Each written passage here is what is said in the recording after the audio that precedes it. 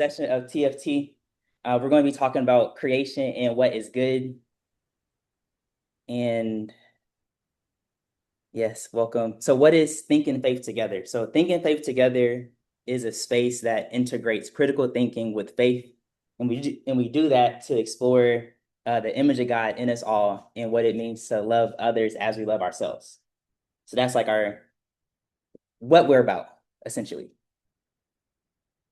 In this session of TFT, we're going to explore creation in Genesis. We'll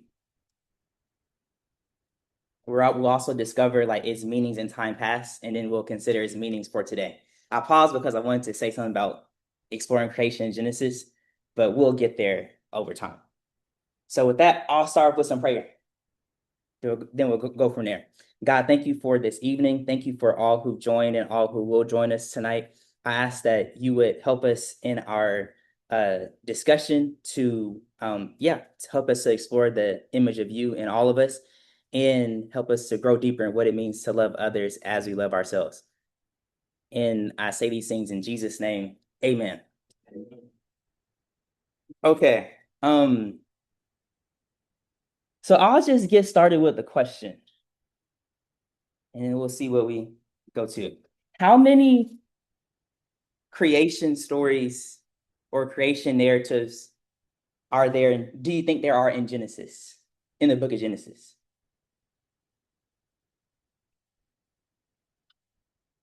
Okay, Brooke says two. Two. You said one or two. Anybody else? One. 7. You talking about like all the creations that God made? Is that what you mean? That's a good question. I mean, like in the accounts of creation, or like how many listings of creation of the whole creation are given? Abundant. 7 Created. or 6. Oh, I guess it would be 6. Okay. Yeah. Okay. So some scholars debate how many there are. Okay.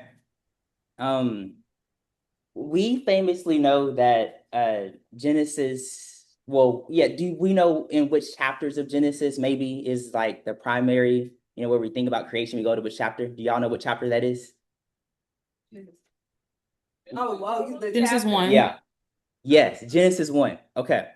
So, and just to be clear, or it's probably would be good to say this, it would be good for us to know when the Bible was given, was written, there were no chapters and verses, chapter and verse numbers to say.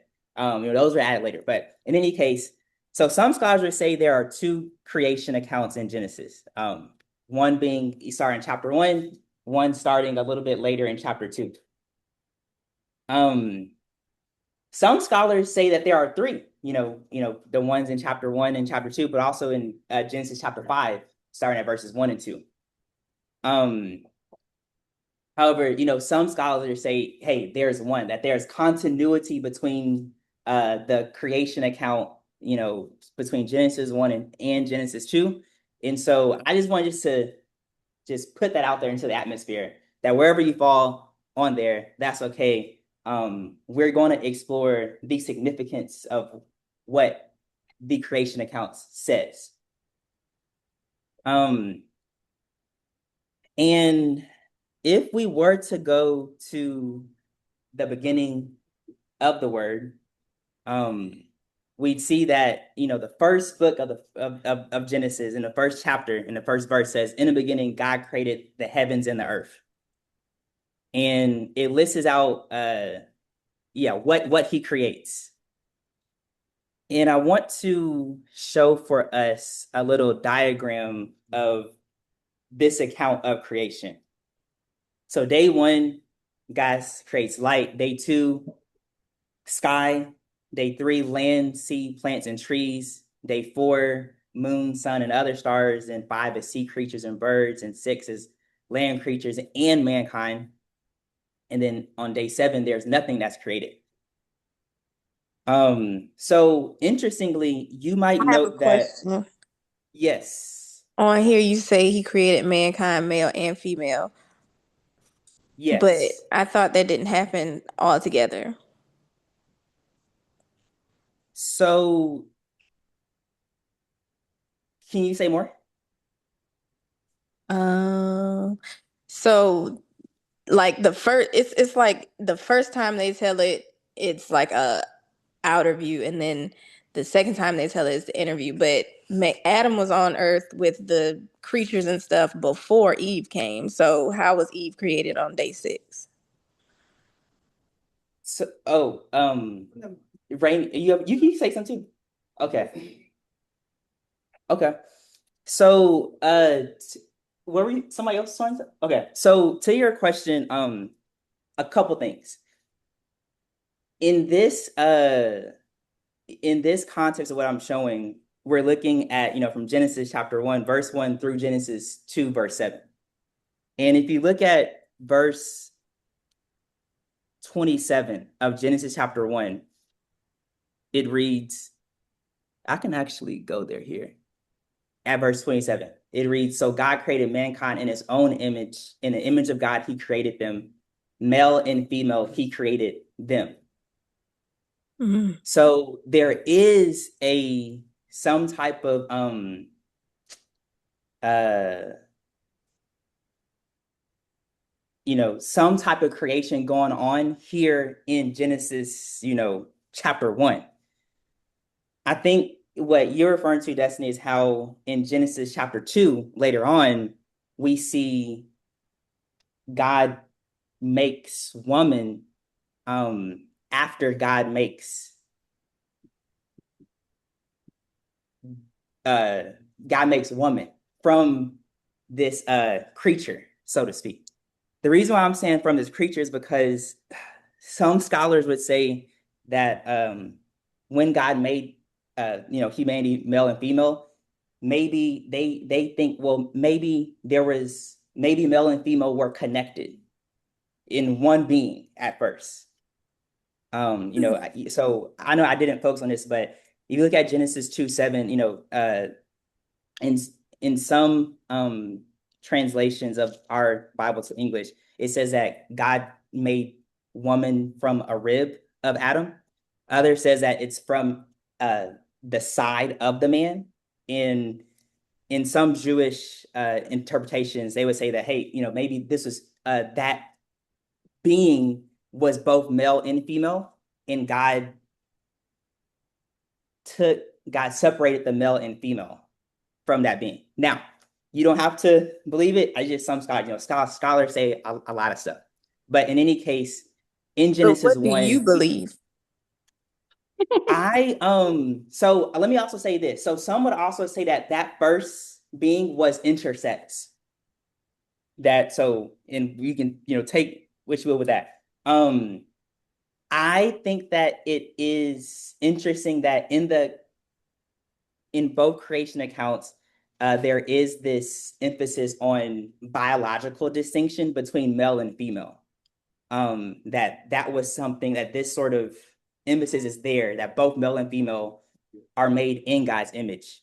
As to whether that first being, so I actually do think God did create us in Genesis chapter 1. And then, he essentially forms us in Genesis chapter 2. Um, But then again, in other cases, some scholars say, look, yes, these are two different creation accounts where Genesis 1, chapter 1 and Genesis chapter 2 actually contradict each other, they would say. Um, but I don't, in my personal opinion, I don't think that they do.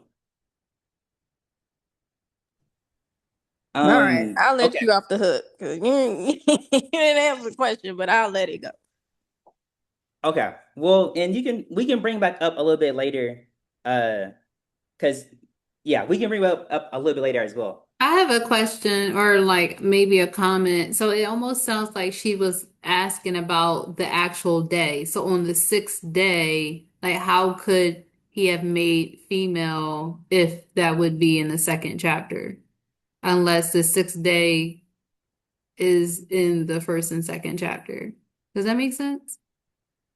Yes, it does. And I Okay. think it goes back to this idea of There weren't chapters how do before, and you, we, okay. I yeah, thought you were yeah, saying because yeah. there wasn't chapters before. So just because it's in a different chapter, it doesn't mean that it could not have happened on that same day, right? Correct. Okay, And sorry. then, I'm like, I'm getting so deep into no, it, I but think this is she good brought up a because, great point. yeah, no, I think this is good because you can even like, so I don't know if your Bibles are open, but even for on day three, for example, on day three, it says that God creates the land, or it says plants and trees. This is at chapter 1, verse 11 through 12. Then in chapter 2, verses, or at verse 5, it says, now no shrub had yet appeared on the earth, and no plant had yet sprung up. For the Lord God had not sent rain on the earth, and there was no one to work the ground. So, scholars think like, hey, how do we deal with this reality that, we have this creation in chapter 1, and then in chapter 2, it says that there's no plant that has So been sprung up yet. it's not in order. It's not in sequential order. Or hold on, would you say sequential order? What would you say order by date? It's not, it doesn't sound like the chapters in are in order by date. Like step one, step two, step three. It does it doesn't make sense? Yeah, and Yeah, Okay. that some definitely well, makes some sense. would say, huh? Yeah, Some I want to some say that definitely makes sense given sort of the intellectual or epistemological tradition of that time in which Genesis was written, right? So this is coming from an oral tradition and that's passed down over generations. And so only now in our modern sort of enlightened lenses and perspective do we emphasize so much on chronological time. Okay, that makes sense. Whereas So like that's only a modern sort of innovation. And so it's really depending on like the tradition and the context of when this was written. Some people say that the whole thing is poetry, but you haven't went there yet, Avery, but the whole creation is poetry. But yeah. So should we really focus on the actual days? Like on day one, he did this, day two, he did this, if we don't know if this in sequential order, or because how it's listed in the Bible is considered sequential order? Because it doesn't sound like it. It just sounds like it. I don't know how to explain this. And I'm sorry, we're I gonna be on this all night. I can tell. I'm done. well, let me say this. I think that it is reasonable to see this creation within sequential order. Um, Now, I also think that there's room for like for mystery as well. So, can God, what does it mean that God can create something and then that thing, for example, doesn't appear until later in I in the think in physical, But it made reality. me think of that point that someone just brought up. I'm sorry, I can't recall the name, but she just brought up a point where the Bible was like passed down via someone telling it. And so like I think of if I'm telling the story, sometimes I don't tell a story in sequential order and I kind of go back because I missed something. Does that make sense? It does. But I would actually establish that um I think that there is a mystery to like this specific order, but I do think that there could be some significance to this ordering as well. Okay. So That I goes back wouldn't to the just like out mankind of thing that you said that it could have easily been one person, but then they were separated. correct, in later times, That makes but sense. also Okay, okay, I right. get that part. Okay. But right, and but also this idea that, like, for example, some would say that in Genesis 2 we get a fuller account of what's going on day 6, while some would say, well, no, in Genesis 2 we're getting an account of the first, um of the first persons The that have initial. been That's created. why And in the beginning when mhm. I said it's like chapter one is a zoomed out, and then chapter two is like they gave all the details. It's kind of like if you He were said to, that. if me and you were to live the same day, what I said for the day would be different from what you said for the day. So that's how I looked at it. Yeah, and that is true. And then the other thing you could also look at is how there are different there appears to be different verbs used between chapter 1 and chapter 2. So for example, in chapter 1, God creates mankind. In chapter 2, for example, at verse 7, it says that God formed a man from the dust of the ground. So sometimes there could be differences in what's going on in these two listings of what's going on within creation. Um and that could also be how somebody could reconcile, hey, why are these different between the two? And the same thing applies for the woman as well. Like, what if God created male and female at first, but then and the woman comes a little bit later? Okay. um Thanks for the engagement. I didn't know it was going to go in that direction, but I think these are valid things. I believe Genesis is the most studied book of the Bible. um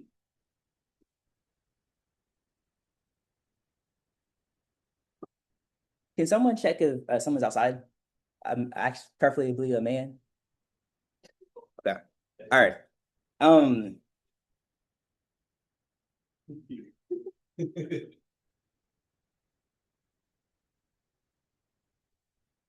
okay. So the other thing I wanted to show here was that um there are certain blessings that God gives in on day 5, 6, and 7. So day 5, God blesses the uh sea creatures and birds. Day 6, God blesses specifically mankind. And in day 7, there's a blessing to the day. One other thing to note, for day 1, we see God says, let there be light. But some would ask, how is there light while on day 4 we see the sun and other stars? And if sun and stars, they provide light. So again, this is another idea of mystery.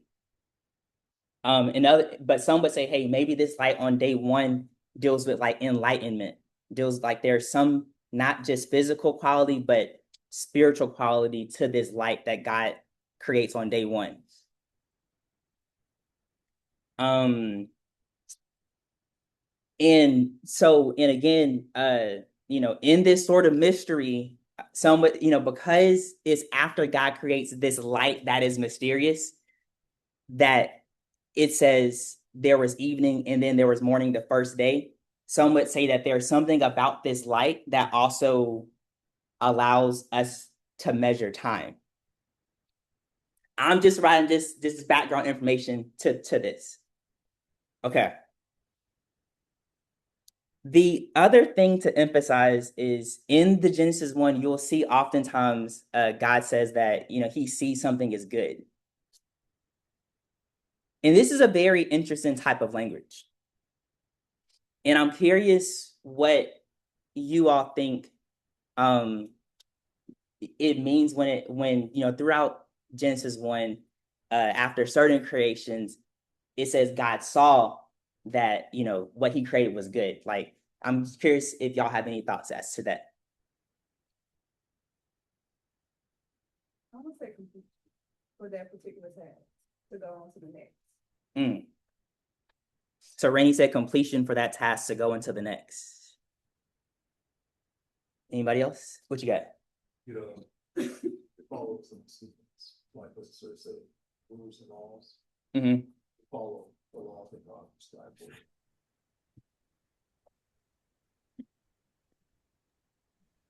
Can you repeat? That it follows the rules and laws. so Ron says that maybe that fact that he says that it's God saw that it was good is showing that what he made was following the intended rules and laws. Yeah, that would make sense. So it whatever he created was good for his purpose, what his purpose was. Mm-hmm. So that would be a part of law. Okay. I would say it's like us when we do something, we be like, "Oh yeah, you did that." So I feel like he was just like, "Yeah, you did that," and that's it. Yeah, that's not.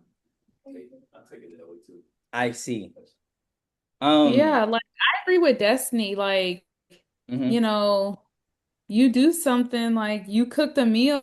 Like I was just cooking, like Avery looked at my food and was like, that food looked good. Like that Daniel fast food looked good. Like, I did that, like it was good to I enjoy, stretched. huh? Okay, I said I stretched, but yeah, Hey, you stretch, what do you mean? in saying it was good, but it looked good, but in I any mean, case, I Avery, understand your point. you I have have to a admit, question. like, Oh, Yes, go ahead, Destiny. bro. I Oh, was gonna say you have to admit, Avery, not every food looks good to you right now. yeah, But that Destiny. What you meal got? did. So, and nah, I ain't the scholar, but they said who wrote Genesis? Do they know who wrote Genesis? Was it Moses or I'm tripping? So, yeah, it depends on who you talk to. So, for example, it does appear that Jesus in the New Testament says that Moses wrote the first five books of the Bible, Okay, that's what I at thought. least five portions of it. But in our last session, a couple sessions ago, we did talk about authorship. To where, for example, what did authorship mean in time past, which is different from how we would say somebody completely authored a work today. Because I'm trying to Um, figure out how whoever wrote it, how did they get these words? Because the people were walking with God up until Noah now. So maybe God, they sat down and said, "Hey," and God was like, "Yeah, I made all of that, and it was very good." This could be verbatim. mm, yeah, but I mean, not it's not everybody written was in walking English. with Moses. I mean, not everyone was walking with God up until Noah, though. So is this translated the same way throughout? Is this like worded the same way throughout each translation though, or are there different ways that this is worded? I would suggest believe there are different ways this is worded in different translations. So, but it was originally Hebrew, right? Or was Correct. it? So, what is the word for that in Hebrew? Ooh, it's a word that's like or. I believe it starts with the E when I'm saying like that when it says that it is good. And it from my understanding, it appears that it's talking about it's working as it is intended for the purpose. So like in this creation account, um, like for us in our day, we think of creation maybe more so as in God setting laws or scientific laws and so forth. While, back then they weren't really thinking in terms of a science way, but more so in like, what is its purpose? What is the purpose behind what is the purpose of the creator in creation? And so God seeing that it is good, having this good quality to God, in God's eye, that it shows that it is accomplishing God's purposes or that it pleases God. Okay. Um, so we mentioned earlier the creation of humanity and how at verse 27, it says that God created mankind in his own image. In the image of God, he created him. Male and female, he created them. Um, and Wait, we I have also, something.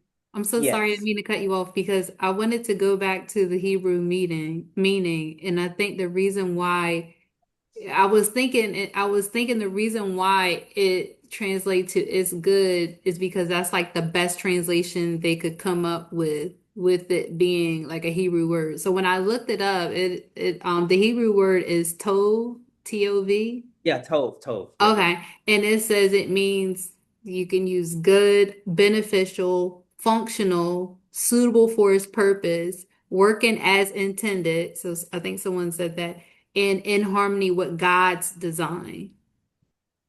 This is exactly how it's supposed to be. That's what it actually translates to, but we use the word good instead. That makes sense. Sounds good, I want to say. Oh my God. Tov. Tov or Tov. I probably was thinking of the word for light. In Genesis, the first indication of light. Okay. So we get to creation of humanity. My slides are kind of messed up, so I can't see my notes, but we'll just keep on going for here.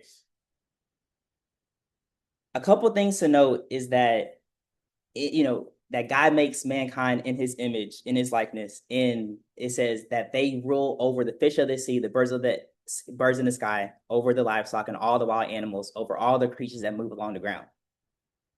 And question, is this so this idea of ruling, is this giving to just men?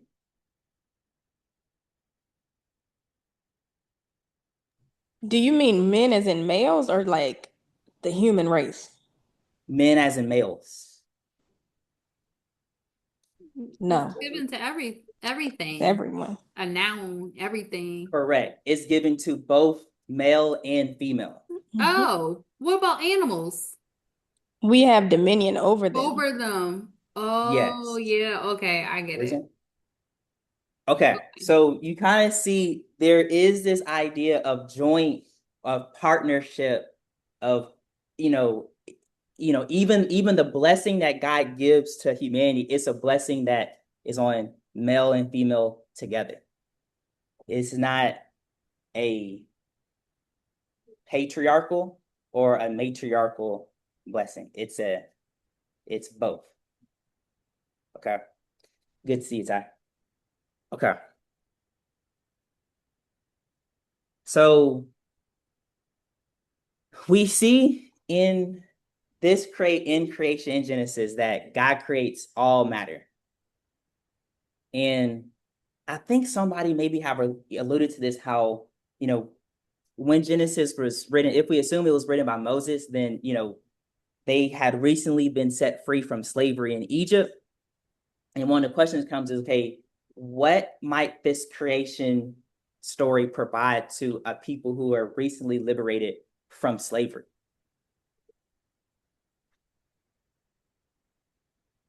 Can you might think of a couple things?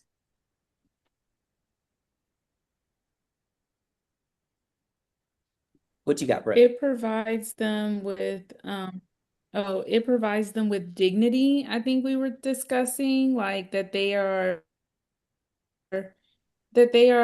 mean something in the eyes of God. You know, when you're enslaved, you might feel like you nothing but a worthless piece of you know what, but by seeing that you are actually created by God and God has a purpose for your life. You are God's creation. And so I just think that it's very significant for people who were liberated from slavery. Because Thanks for being a sharing. part of Yeah, what you got? slavery, yeah, your owners are telling you who you are, that you're nothing. You're nobody. Yeah, You'll never be anything. yeah, I think it's that's also so true. significant in the fact that if you hear that, like, he created all of this, if he created it in 6 days, then he can also change your situation too. Like, if he created, he could fix whatever you're going through fairly quickly. Mm. Yeah, he just speaks it. He just says a word, destiny, and it becomes destiny. You're Okay. welcome. Yeah. Give me some royalties off of that. Yeah, so in Christian thought, everything matters because of God. So since God creates all matter, there's a mattering of everything because of God. So which means that everything about us matters in the sense that there's a way, just as when God created, mankind, he saw, and God created everything, he saw was very good. There's a way for us to please God. Like, we can please God. And also everything about us in our world matters because of him.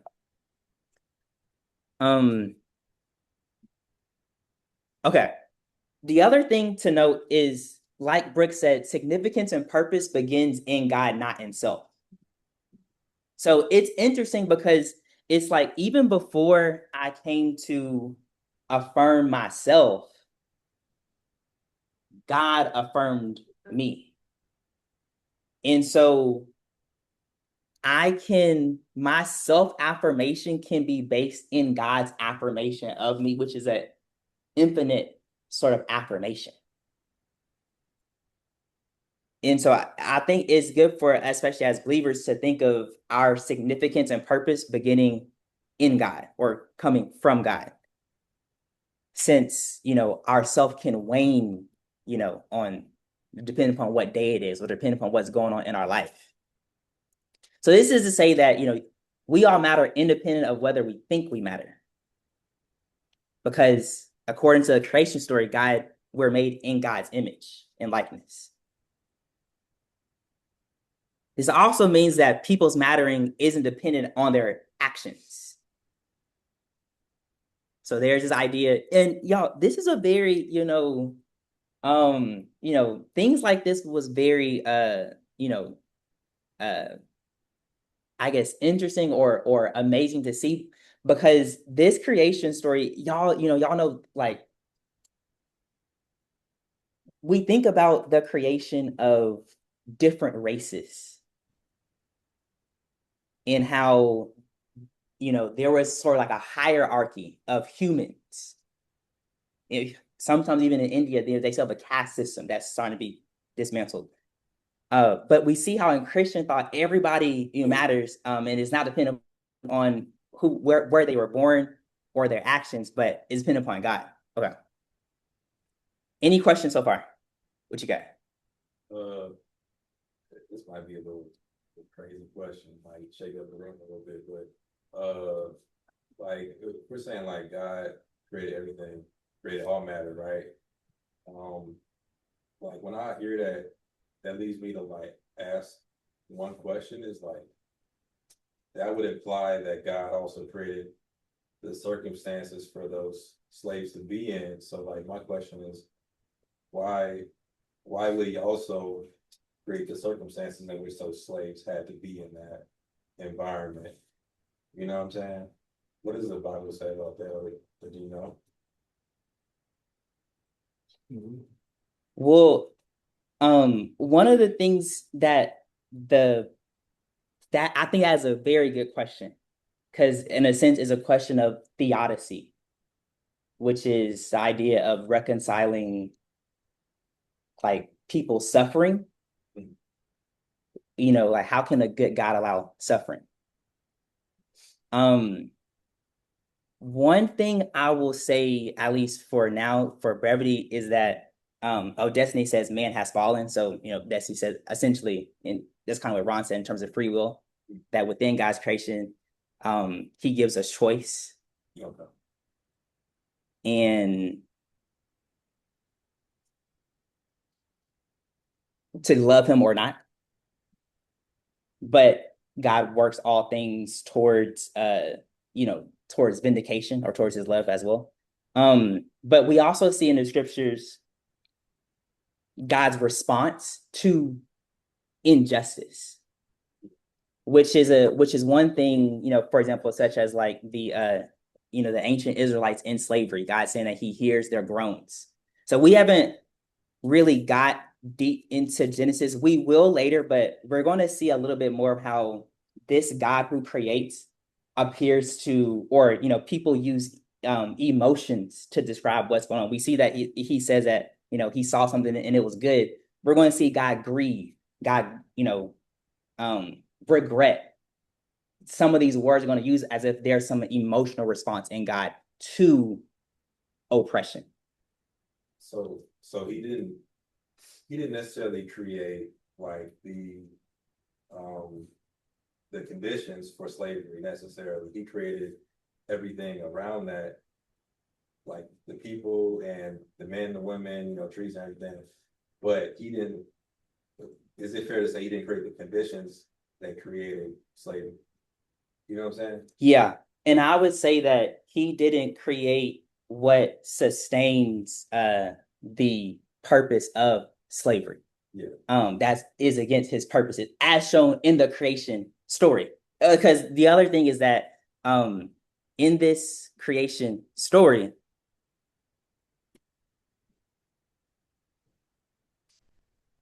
there is no hierarchy of persons.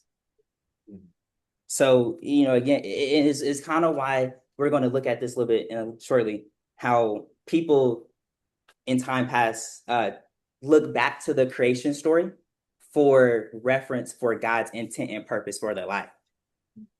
Such as in the case of slavery, like why should there be no master and no slave?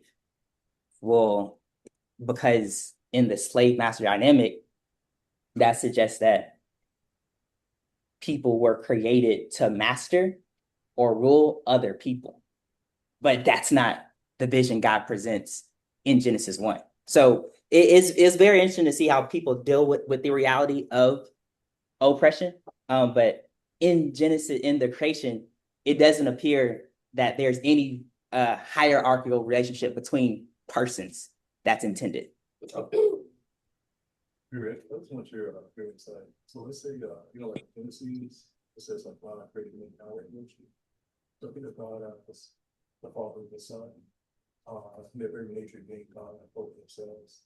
They created human beings, male and females, but at the same time, they're distinct, but the same nature. So it's humans. So it's like, to your point, I feel that human beings were created to work together. And so there's no like slave master type of mentality, anything like that. But how do you feel standard wise in terms of like, do you feel there's a certain appropriation of roles that are specified for a male to do versus a female in that essence? Because I know like the father and the son, they're both God at the same time. It's like the father has this role and the son has this role within the nature of God itself, as far as orchestrating things. And eventually, the father allow the son to authoritativeship over, over the world, so to speak, and then eventually hand it over back to the father. So I just want to kind of get your take on how you feel as like, does that how can I put it like does this yeah itself necessarily mean, does that just because male and females have different roles does not necessarily equate to a man being of a higher status or being like you said before, a woman should submit to a man because of that. Are they, come on, say, are they the same thing or are they different to that extent? Yeah, I think that is a excellent question. And in Genesis 1 through chapter 2, verse 7. Oh, did you guys hear the question on Zoom?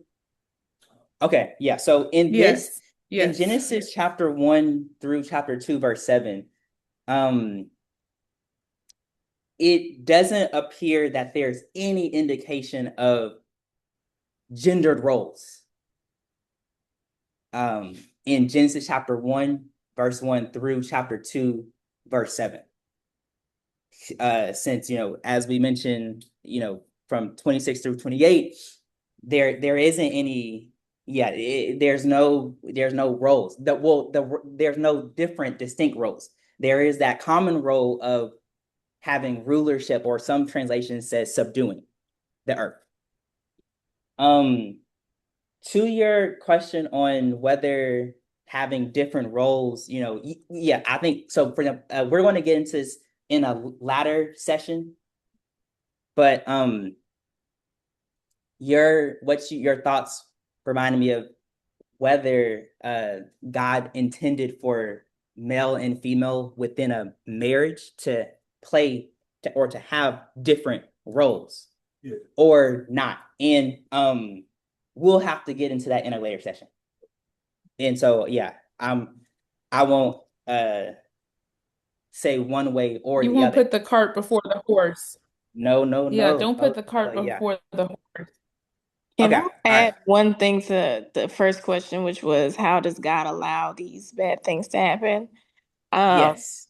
and one thing like is his permissive will. Like he has his perfect will and then his permissive will. So in his perfect will, none of this would be happening because we would still be naked running around the Garden of Eden. But since we do have free will and we do make our own choices, his permissive will allows some bad things to happen so that we can be drawn back to him. At the end of the day, that's the whole goal of the bad things happening, to be like, okay, what, Lord, I need you. Mm-hmm. Okay.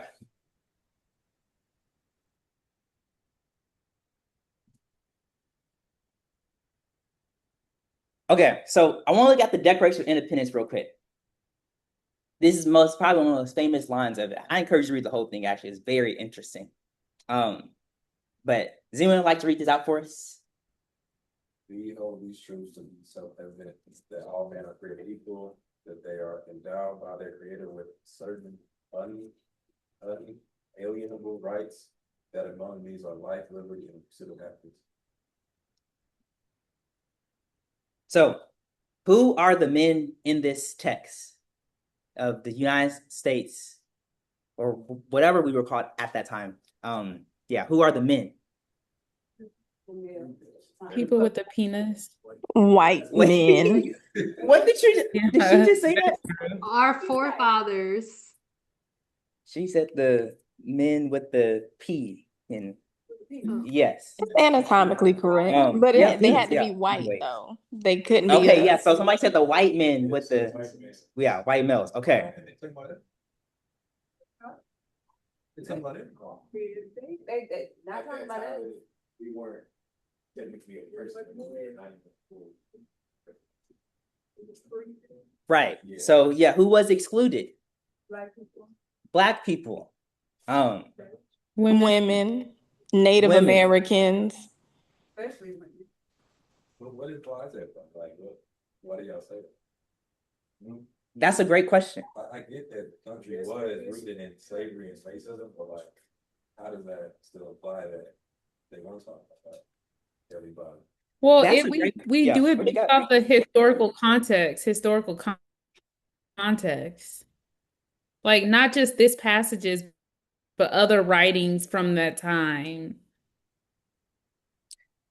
And so essentially what Brooke is saying is that you know, unfortunately, I guess to say, they indeed meant white men in this time.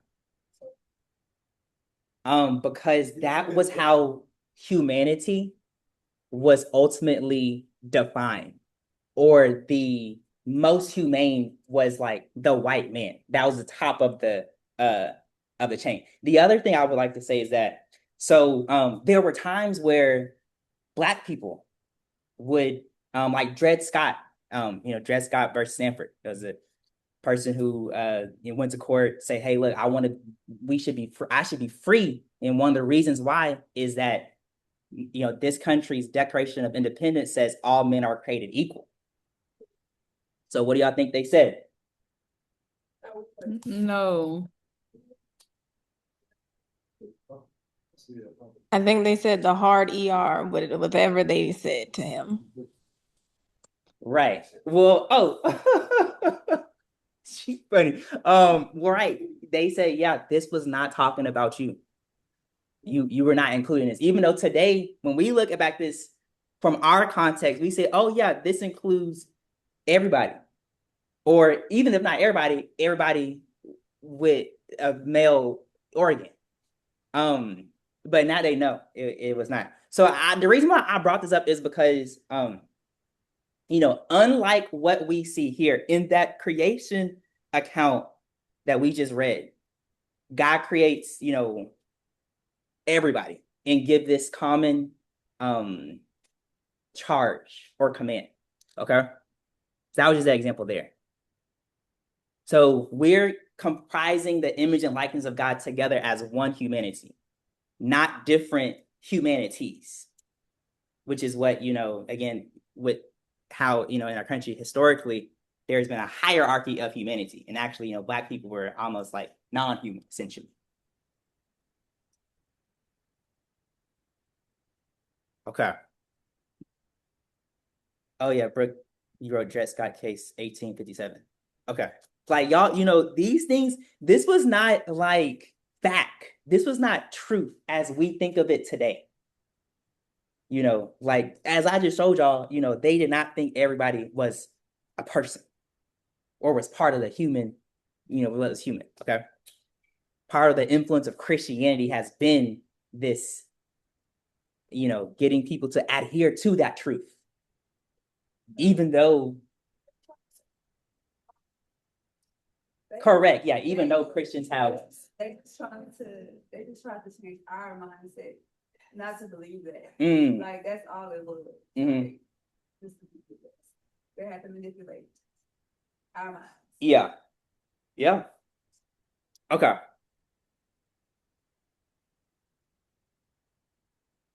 Let me see if there's anything else here. So yeah, no one is excluded. This is an intrinsic thing for us. Okay. All right. Yeah, and I just want to say, Avery, the Declaration of Independence was in 76. 1776, and so literally like still 100, almost 180 something years later, they still they still didn't define, like they still didn't include Black people, they still didn't include women. That's a good point. That's a great point. So I'm like, yeah, in the Declaration of Independence is part of the founding, part of the reasons why the United States separated from Britain. And so in that founding, we see there's a certain way in which humanity is defined in that founding in terms of who is created with unalienable rights. Okay. Okay. So again, in this Genesis 1, no one is excluded in this creation/blessing. So, as you know, we a lot of times focus on David Walker in our sessions. And David Walker was a Black man, son of a free woman and an enslaved father. And he wrote an appeal in 1839 that, 1829, that essentially became a banned book because of the way in which it inspired Black people to, have dignity. So he really did focus on the necessity of, enslaved people in his time to reclaim, and honor their God-given sense of humanity and dignity. This was like his purpose or his commitment. He lived in the South for some time, but he realized that he couldn't live there anymore because he felt like if he was lived there anymore in the South, seeing the oppression of his people, he would have gone crazy or he would have just started killing white slaveholders and white Christian slaveholders.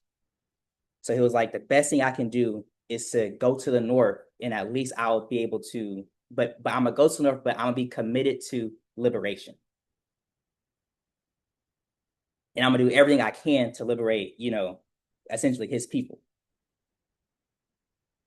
One scholar calls him the John the Baptist of the anti-slavery crusade, because like I mentioned, he died in about 1830 and the Civil War didn't happen to 1861. So, but he was very passionate. He was a very Christian man. Okay, yeah, and I just put this here just as there's a citation there.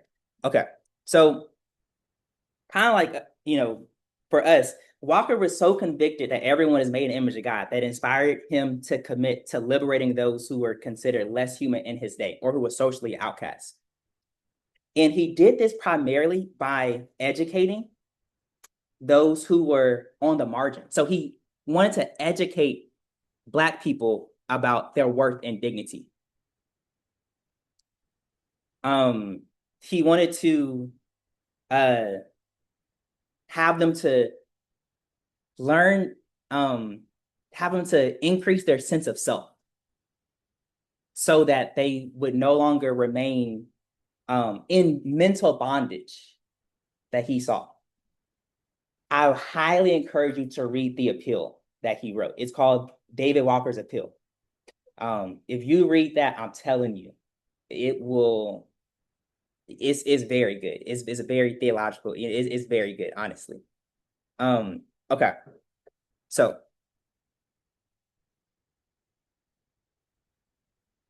there's a connection here from Genesis to Jesus to Walker. This idea of sharing the good news. So in Genesis we see this idea of in creation there's this sort of ideal intent and purpose of God. I didn't write this on here, but Jesus does a very similar thing in Matthew chapter 19 when he talks about divorce. We're going to get there in a later sessions, but he looks back to the relationship of man and woman in creation and finds God's purpose and intent in there. And as we discussed earlier in Genesis, we talked about how God sees things are good when we're working according to his purposes. And David Walker went about preaching the good news to the enslaved to redeem them both psychologically and socially from the destruction of personhood that enslavement brings. And Walker's efforts actually, I think it aligns with the mission of Christ, who went about preaching good news to the poor and socially outcasts, to liberate them and to cause them to see themselves according to how God sees them. And you can see this in Matthew chapter 4:23 and Luke chapter 4, verse 18. So there's this idea of goodness that is carried throughout the scripture that I think is a call for us to, one, understand what is going on in God's mission and intent for us in creation. How, for example, in that creation, there isn't a hierarchy between, male and female or between any person. But there's something that pleases God in our operation. And that carrying on to Jesus, how in Jesus, he went around to help people gain their sense of self so that they wouldn't be enslaved to, for example, people pleasing, wouldn't be enslaved to, I don't know, being a workaholic. But that they would operate from who God has created them to be. And I think that is a very powerful thing for us today to do as well.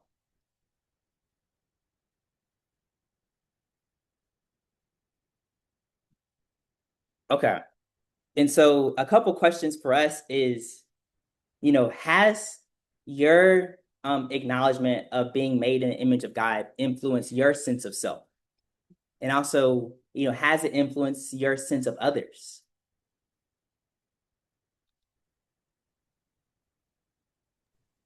Transparently, I would say I'm working on that because I feel like if I could see myself the way God sees me, then I would see the world in a better light. So that's something I've been working on.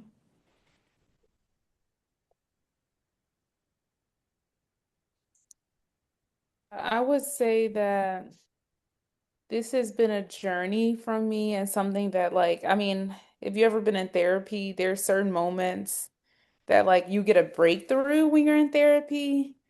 And actually one of my breakthroughs around this time was me kind of realizing that yeah, I'm not a bad person. Because I feel like so much of our Christian theology has like they kind of gloss over being made in the image of God, and they just focus on like me being a sinner. And I remember like in therapy, I had to like completely reject that I'm a bad person. I'm not sure if anybody else has similar like epiphanies.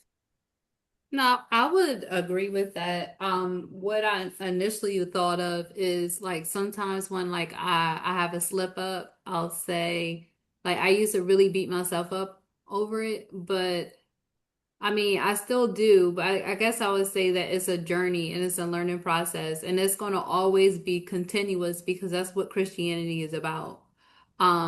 So like I think just knowing that that kind of helped me not beat myself up so much, but to, of course, repent, move on from it, and, try to flee from that, don't go back to it.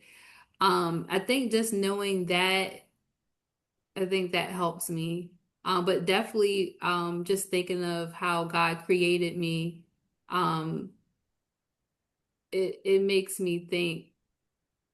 It makes me think about like when I do mess up, like God created me, I'm still okay, and I think that like helps me. Thanks for sharing. What you got, Ron? Yeah, that's two additions. Now, I might go off tangent just a little bit, but just kind of picking back to the main conversation. Uh, like for me, it's kind of amazing. Like if we think about the aspect of like life itself, it's like we're created without any consciousness of knowing how we're gonna look or how tall we're gonna be, or it's like God, He creates us with purpose before we even realize our own purpose. I think like particularly for Him, our focus, at least for me, in my sense of self, is more about just sanctification. So I would say overall two things. For the first question is faith, and I would say the second question is love itself, because God, He loved us, and He so loved us that He gave His Son. It's just the most effective way that we can be reconciled to Him. Which isn't a product of our works, but it's more of the grace that He's given us. That's love in itself. It's not ineffective in the sense that we don't do anything, we just do what we want to do. Uh, but there is still, if we believe, then we will behave a certain way and act a certain way. But also it's effective in the sense that we no longer have to give sacrifices in order to be reconciled to God, because Christ, He bared he was the burden, like he was the sacrifice that was made. So for Him to love human beings as much as to the extent that He created them, that's kind of giving me a new perspective. Like even though somebody might treat me a certain way, or this is some people I have to look at. I just like, sometimes I might not like it just from looking at it. But at the same time, it's like I remember, okay, well, he was created by God. Yeah. He's a human being, just like me. We aren't different. We're all human beings. We're beings created by God. There could be other beings out there in the universe, but He created us for a specific purpose. And so it's kind of like shifted my thinking into more from the love aspect of it. And I would say faith in itself, being made in God's image. I think about like all of God's creatures. It says we are made in God's image, but it's not necessarily to say that there are other creatures out there that's made in God's image as well. It said let's make man in our image, which doesn't necessarily preclude the idea that there are other creatures out there that's made in God's image as well. But ultimately, it's kind of like we're made in God's image, so there isn't really like God put us here. When you get burned, well, not necessarily get burned, when you get a cut, you get a bruise, it heals automatically. So it's like you're already growing and we're already developing, and that's God doing it for us. We're not necessarily doing it for ourselves, but we can make it more efficient if we sanctify ourselves and we try not to do anything that's going to distort the natural development that God has prescribed for us. Mhm. So for me, it's more faith. So like from that perspective, I don't necessarily have to focus on what sort of planning I need to do in the future as opposed to focusing on what I need to do today in the present, which is constant prayer and also just constant focus and joy for the fact that I'm still alive today. And, and God's given me, given us, vision in life to Yeah. where, if we continue to live and we continue to sanctify ourselves and focus on Him, the Holy Spirit can use us and God can use us to as He sees fit. Yeah, and I really appreciate what you said, even like the first part what you said in terms of how God created us with purpose even before we come to the maturity of knowing it. And it kind of relates to what I think Destiny K and Brooke was saying about how, it's a process, like, us growing into this awareness, day by day. What you got, Chris? For me, I would say like it helps me, for instance, like reject some of the stereotypes that we receive, especially as black men and black women, we receive these stereotypes and prejudices and things and other social constructs, right? But we know that that's not reality; it's just a social construct. So with being in the image of God, that's an objective truth, right? That you can't argue with that. If you're a Christian, you can't argue with that, and that allows you to anchor your identity in that instead of being swayed by like different things, Yeah. Avery, is there another restroom? Oh yeah, upstairs. Okay, is it okay if I use that one? Yeah, sure. Priscilla, you started, please. What you got? I would say for me, for the first one,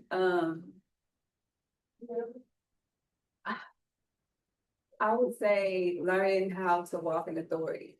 I wasn't really taught how to walk in authority until I started to get in the word, of course. Like, I don't feel like I had to learn authority for myself. Like, in the beginning, you learn that we have dominion and power over everything. And then Jesus brought that to us. He reminded us of that we literally have power and dominion.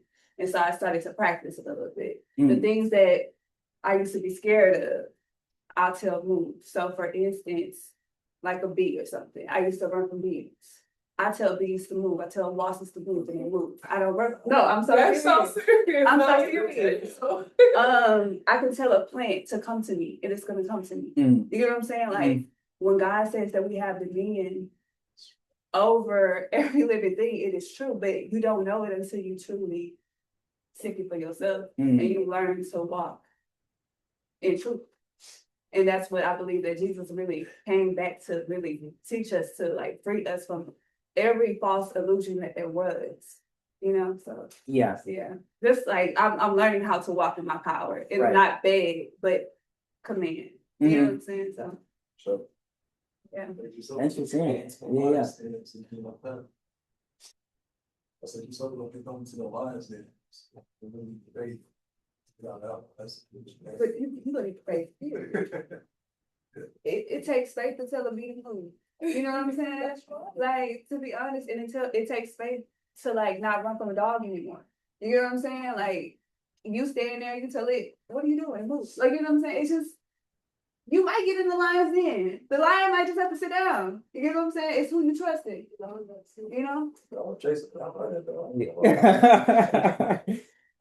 Yeah, that's a good point. You have dominion. You have power. Yeah. Thanks for sharing. Any other thoughts? Or Brooke, were you saying something?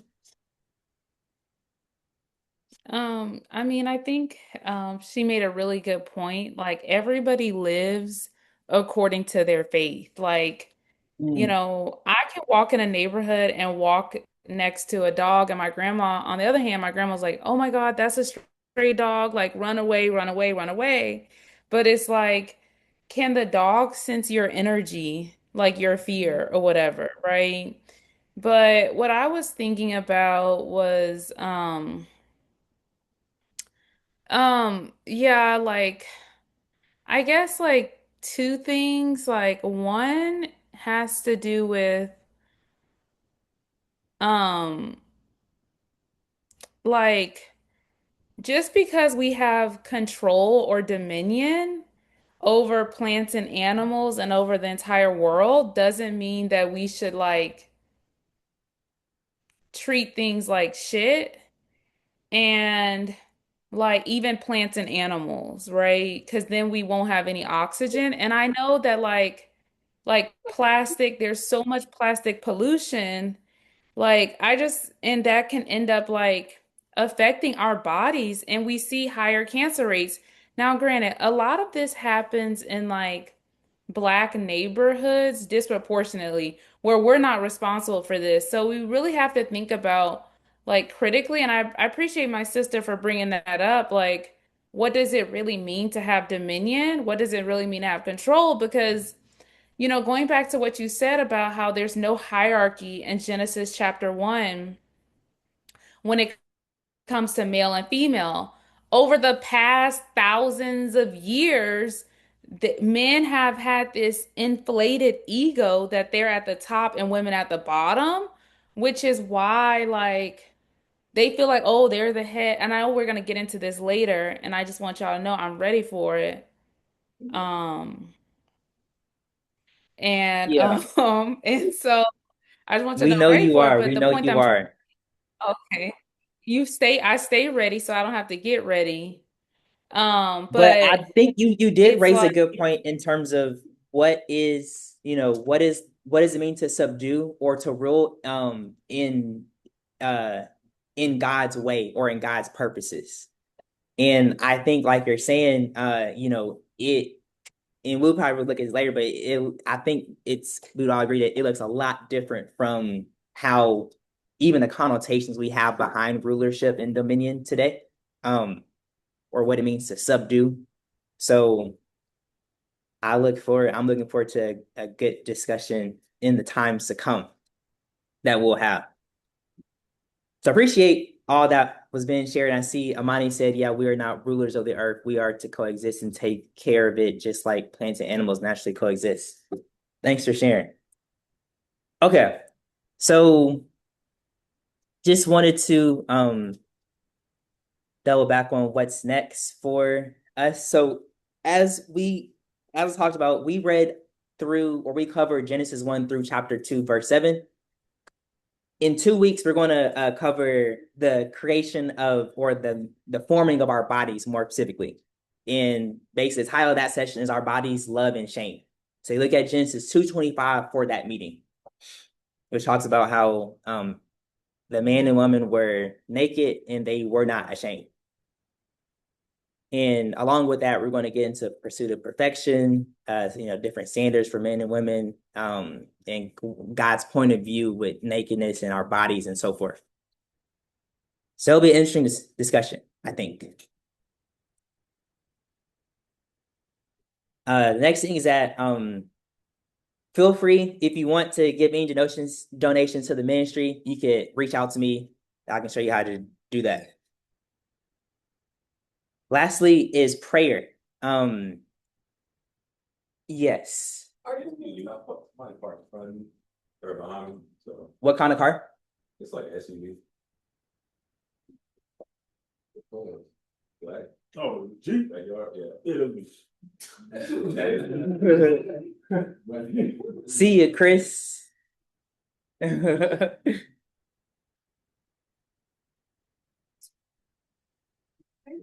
Oh, what'd you say? Yeah, what you got? Said white Christian slave owners. Yeah. Is that not?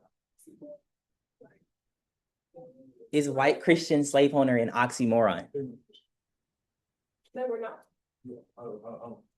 So like They're treating this like it's just way, but no, that's not good. and also if you look at David Walker's appeal, you'll see his response to if you can be a Christian slave owner or not. Also, you look at Frederick Douglass's work too. Yeah. Um,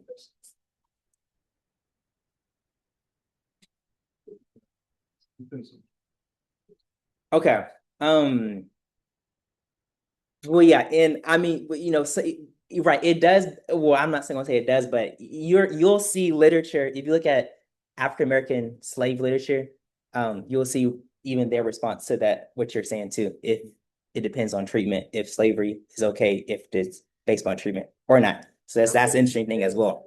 Um, yeah, some Black people said no as well. But in any case, thank y'all for being a part of this one. Oh, what you got? Sorry. Going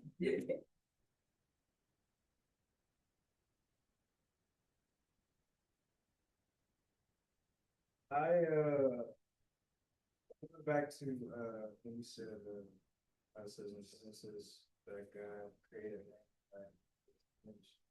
I'm just curious, what would be your response to somebody who African American would say, well, why should I believe that I'm created in God's image when I have, a history of ancestors who have been told slaves obey your masters?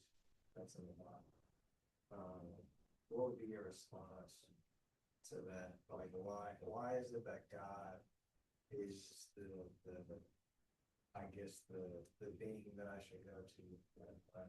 So Yeah, I think that's a great question.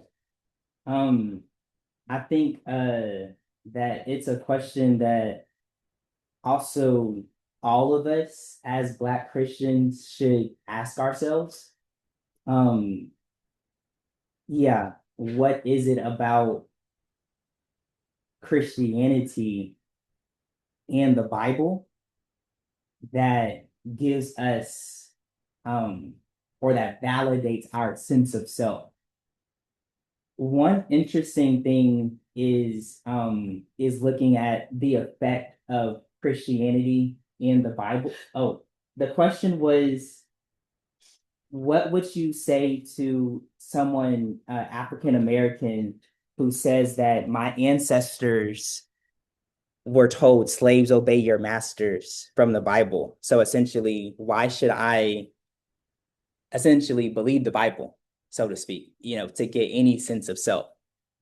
And the and I said that was a good question, and that was a question I think all of us should think about at one or more points in our lives. One thing that we see though is we we don't just have we have stories of how our ancestors responded to Christianity in parallel with the form of Christianity that told them that God's command is for you to be a slave, and essentially you are to do good to your slave masters and you're not to steal from them. So that was like one from Christianity. So one of the things that they found was the enslaved found they had a discernment that wasn't the thrust of the Bible, that wasn't the thrust of Jesus. Interest, like in the miracle of how African Americans became Christian, that was part of that. Another thing is even though they didn't have as much, they weren't inside of the academy, there was some sort of spiritual recognition that African Americans had, some of them had, where they were able to see that there was liberating power in the Bible over against the ways in which the Bible was used to oppress them.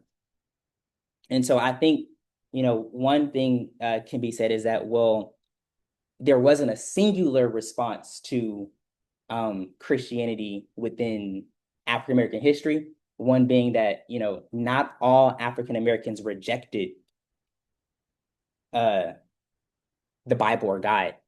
While, the corollary is that is not all African American Christians accepted the Bible or God presentation of the Bible. While we do see a progression of justice, I think historically with those who did accept the liberating message of the Bible, and we see how that has progressed Black people throughout time. So I would say we have a lot of ancestors in some. But I would encourage all of us to ask in that question. It might come up. It might come up again, even as it has for me, and sometimes. Can I give you some questions? Yeah. When you don't know something, when it really bothers you, that you don't know it, like literally ask the Holy Spirit to give it to you. Might not give it to you right then, but it's gonna give it to you. So, because we don't know all the answers, so you're gonna have to go to the source. Okay, it's gonna come to you. Yeah. And then and one other thing is that, because I just read this today. Because one of the questions I sometimes have is, how did the Bible become validated amongst African Americans? Considering what you just said. And one of the things I was reading, I could send it to you if you want. It was talking about how what authenticated God's word or the Bible for African Americans, it was something more spiritual or pneumatological, you would call it, than like African Americans depending upon scholarship. Like I mentioned, they were outside of the academy, sometimes having very little pieces of text to go after, but there was some sort of mysterious spiritual, thing, kind of like you're saying, spiritual thing that like, in the course of events, we seen that, essentially the African American Christian view was more true to, for example, the Genesis accounts of there should be no slavery than what those who are using Bible to oppress were thinking otherwise. Okay. Any more questions?